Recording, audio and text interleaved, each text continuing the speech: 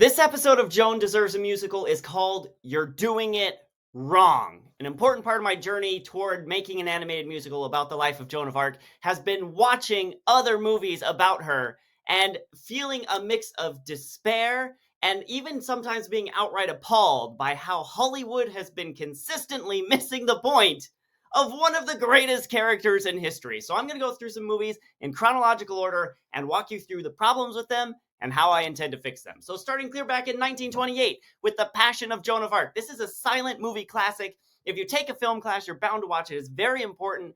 Great movie for a lot of reasons. Nothing bad to say about it, except it's only about Joan's trial and death, which if you're going for catharsis, great. She's got it in spades. Here is an incredibly unjust trial, and here is a very tragic death, and that's going to be our movie, right? But for me, I don't want to tell the story of Joan's death. All we ever hear about her is that she was burned at the stake, but she had an incredible life. It was short, but she did impossible things in incredible ways, and I really want to tell the inspirational, upbeat, happy story of her brief military career. So great job, Dreyer, on transforming the way cinema thinks about the power of the close-up, but you missed the point of Joan of Arc. Fast forward to 1948. Ingrid Bergman stars as Joan of Arc in a movie called Joan of Arc and really sets the tone for a lot of Joan of Arc movies. Ingrid Bergman is so kind of stoic and serious and constantly on the verge of tears and so pensive and wooden. She just has no life, no passion at all. Joan was this fiery, funny teenage girl, right? Incredibly charismatic. You don't get any of that in this movie. There's this one scene where she's trying to convince the military leader to send her to Charles, and he grabs a priest and says, like, if you're a thing of evil, step away. If you're a thing of good, basically testing her whether she's got an evil spirit. And Ingrid Bergman just so humbly, so penitently bows down before him. That is not what happened. Joan had been there for like a week, and she'd gone to confession every day with that priest. So he does this thing, and she says to him, are you serious right now? You've heard my confession every day. Do you really think I've got an evil spirit? And he's like, I don't know, let's just go with it. She's like, fine. And she does kneel down, but Joan was willing to call out authority being dumb, and she did it over and over with religious leaders and others, and that just doesn't come across at all. Also, in this 1948 version, Joan's parents are just always exasperated with her, and the townspeople are like, oh, that girl's always lost in a dream. Nothing in the historical record suggests that that's true. Her parents loved her. They were supportive of her. They showed up for her at various points during her military career. Nobody knew she was having visions until she went off and joined the army. It's just wrong.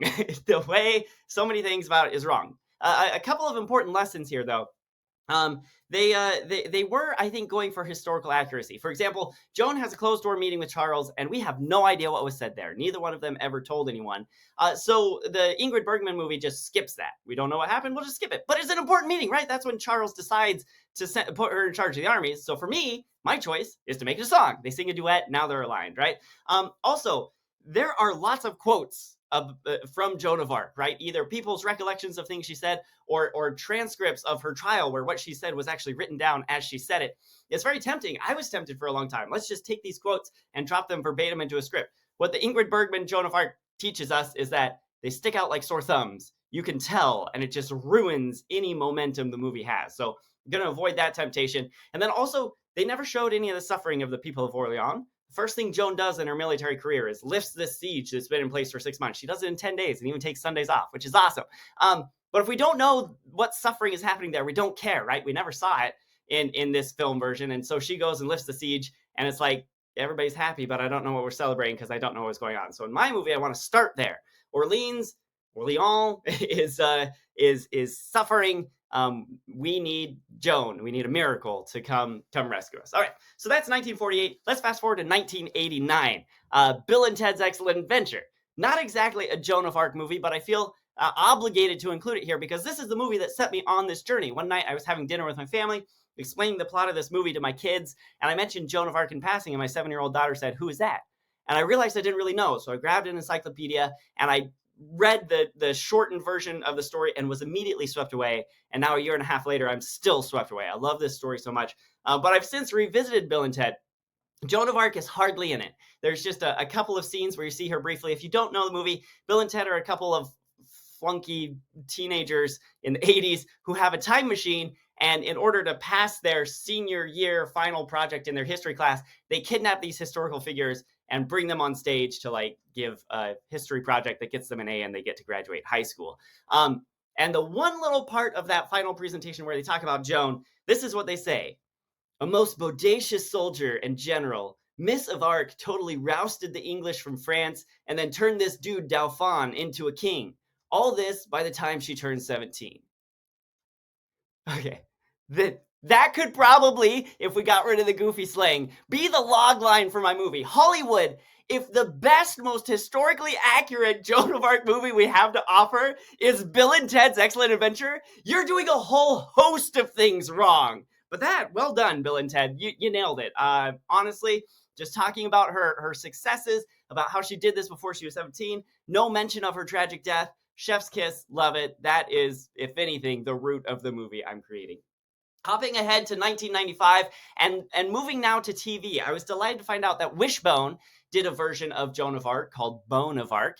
This was encouraging to me. A lot of times when I tell people I want to make a family-friendly animated musical about Joan of Arc, they're like, she dies in the end. It's a war story. It's too dark. It won't work. But Wishbone did it, so why can't I? But I hope to do it a whole lot better than Wishbone. One thing that's a recurring theme is Joan of Arc is always portrayed by someone who's way too old. Ingrid Bergman was 33 years old when she played the part of the 17-year-old girl. I don't know who this actor is in Bone of Arc, but she's also way too old, I think. But two things struck me as just being wrong. First of all, they turn it into like some sort of, the moral of the story is believing in yourself, which is not it. I'll do a separate video sometimes about what I think about, I think the theme of Joan of Arc is, but it's not believing in yourself. And second of all, they totally remove all reference to God or spirituality at all. And I don't intend to make a religious movie. It's not a faith-based film I'm trying to produce here. I want it to be accessible to everyone. But the fact of the matter is, Joan of Arc claimed she heard saints speaking to her. And if you just skip that, you don't have Joan of Arc anymore. You have some other person. You maybe have like a female version of Alexander the Great or something, but like not Joan of Arc. So anyway, Wishbone, you're doing it wrong too. Then in 1996, Nest Entertainment, the folks who made Swan Princess, they also did some living scriptures, like animated versions of stories from the Old Testament, the New Testament, and others. They did an animated Heroes Classics series. And in 1996, they did Joan of Arc. And I was excited again. Animated, family friendly. This is great. But so many things about it are just weird and wrong. Joan is blonde. I don't know why they did that. We know she was a dark-haired young woman. They're mispronouncing French names all over the place. There's this very important character named, his name is spelled L-A, La, and then his H-I-R-E, like you're hired. But in French, I assume that would be something like La Hire. They say La Hire, right? And I could do probably a whole video on French pronunciation also and how I intend to approach that. But like city names, everything was just pronounced in a very strange American way, and I didn't like that. And then Charles was just a tool, just a moron and a brat and a baby the whole way through. And like the whole story is like God inspired this young woman to get Charles crowned king, and he's worthless. He's awful. And we're left to wonder, why would God want this guy on the throne? So for my story, I think an important part, actually, I know an important part of the arc of the story, excuse the pun, is Charles's growth, right? Joan just comes and shows up and pushes and does what she knows she needs to do. Charles is the one who goes through the transformation, who grows up, who eventually becomes a king worthy of the throne God gives him, and is then able to negotiate for peace and the end of the 100 Years' War, which is the real ultimate denouement of the whole thing. But anyway, to have Charles just being this obnoxious guy is wrong. And then Nest Entertainment won an award for their living scripture about Daniel in the lion's den. And Daniel, at one point, he gets arrested because he's praying to the Hebrew God instead of to the Babylonian God or whatever. And they like replicate that in the Joan of Arc story. The English capture her while she's praying out in the woods, which is not at all what happened. And it's just so weird to try to turn her into some sort of biblical figure. I don't know. Anyway, Nest, you're doing it wrong too. In 1999, this is last year we're going to talk about because that's as far as I've gotten, 2 Joan of Arc things came out. One was a mini-series, a 2-part made-for-TV miniseries, and the other was a theatrically released movie called The Messenger. And these two, lots to unpack here. So the miniseries is delightful, feels like daytime TV, even has Neil Patrick Harris as Charles, which is fun. Love him. But it is wildly ahistorical. It's like a story vaguely inspired by the life of Joan of Arc. She has the cruelest father of all. Like I said, mean parents is a recurring theme, but her father is just like beyond the pale mean, and I hated that. But the thing that's most interesting about this rendition to me is that there, again, I mentioned these gaps, right? And in 1948, the way they fix the things we don't know from the historical record is they just skip them. The way the miniseries fixes it is that you just invent stuff, just purely fictional stuff that makes for a great story, but makes it not the story of Joan of Arc, right? So when she is in Valcouleurs trying to get the military leader to send her to Charles, in this miniseries version, she starts like organizing the peasants and fixing supply chain issues and showing herself to be industrious and strategic. And so finally, the leader's like, "Fine, I'll send you. Whatever, you've earned it." Which is just not all what happened. My solution to this again is a song, right? She says to the military leader, "Send me to Charles." He says no. She sings a great song. Now he sends her, and we're happy he sends her because we love the song so much.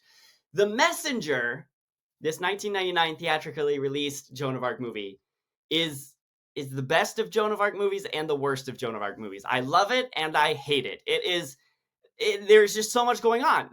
Some of the best Joan of Arc anything I've ever seen is in this movie. John Malkovich as Charles is just brilliant. Love everything he does. The guy who plays Lair, this brash mercenary soldier guy, is just maybe the best thing that's ever happened in Hollywood history. I love the way he looks. I love the way he talks. I love the way he acts. I love the lines he says. I love everything about him. And Joan, finally, we get an energetic Joan, someone who is loud and powerful and charismatic and is just go, go, go. We're gonna fight this war, right? And there's wry humor sprinkled throughout that's just delightful. But Joan in The Messenger is clearly out of her mind. She's clearly messed up. And they even give her like this horrific, traumatic backstory where bad things happened in her childhood and turned her into this damaged young woman. And she shows up on the scene and she's her voice is always cracking and she screams sometimes for no reason and she's just clearly out of her mind. Now I think for modern people, right, we hear this story. There was a young woman who heard voices telling her to lead the armies of France when she had no experience, and we're like, auditory hallucinations, delusions of grandeur. Clearly, this young woman was schizophrenic. If you think Joan of Arc was schizophrenic, you have never studied Joan of Arc. We have so many firsthand accounts about her, both from her friends and from her enemies, and there is no indication that there was any mental health issues with this young woman. I actually have the DSM-5 definition of schizophrenia pulled up here. And yes, delusions and hallucinations are there, but we're looking for disorganized speech. We're looking for grossly disorganized and catatonic behavior. We're looking for diminished emotional expressions. We're looking for inappropriate affect, like laughing in the absence of stimulus. We're looking for dysphoric mood. We're looking for anxiety and phobias. We're looking for depersonalization and derealization and all sorts of different bad things, hostility and aggression. None of this describes Joan. This is like the antithesis of Joan. Joan is a caring, like I said, funny. She's clever. She's lucid. She's just fun and disarming. And yes, she's hearing voices. And you are welcome to believe that God was not speaking to her or that God does not exist. But schizophrenia is like the least possible alternative explanation here. If you're going to say it was not some sort of divine spiritual experience, you've got to come up with something more clever than this if you want to actually be talking about Joan of Arc. This what's portrayed in The Messenger broke my heart, and like I had to stop watching because this is not who Joan was. To think she was this traumatized, PTSD suffering, schizophrenic, hallucinating young woman is just to throw history out the window and make up something entirely new for the sake of a 1999 theater audience. Her visions are just horrific nightmares in this movie.